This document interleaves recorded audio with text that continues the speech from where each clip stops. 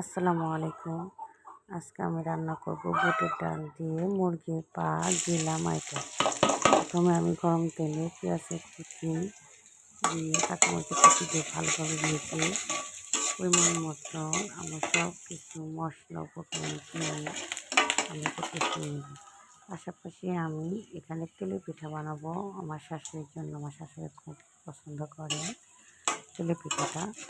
তেলে পিঠাটা ভেজে নেব। আর এদিকে আমি মশলা কষিয়ে নিয়েছি। এখন ধুয়ে রাখা পরিষ্কার করা পাও গিলামাটাগুলা সুন্দর করে কষিয়ে নেব।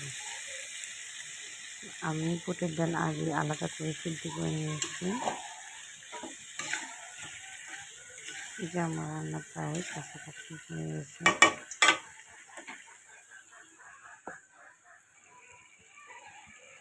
দুই সাইডে আমার পিঠাগুলো সুন্দর হয়ে যাচ্ছে।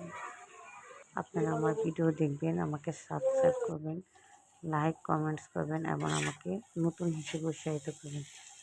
আপনারা আমার সামনে ভুল ত্রুটি ধরে দিয়ে এগিয়ে নিয়ে যাবেন। সবাইকে আমার ভিডিও দেখার জন্য অনুরোধ করছি। যে আমি আজকে সিদ্ধ খাবার খাবো পাহাড়িদের মতো। এখানে মরিচ ভর্তা করেছি। এই যে আমার দুপুরে আজকে পাহাড়ির মতো সিদ্ধ খাবার। আমার খুব আজকে ফার্স্ট টাইম হিসেবে আমার খেতে খুবই ভালো লেগেছে। আপনারা এটা খেয়ে থাকবেন। এটা খুব স্বাস্থ্যকর পুষ্টিকর খাবার। ধন্যবাদ সবাইকে।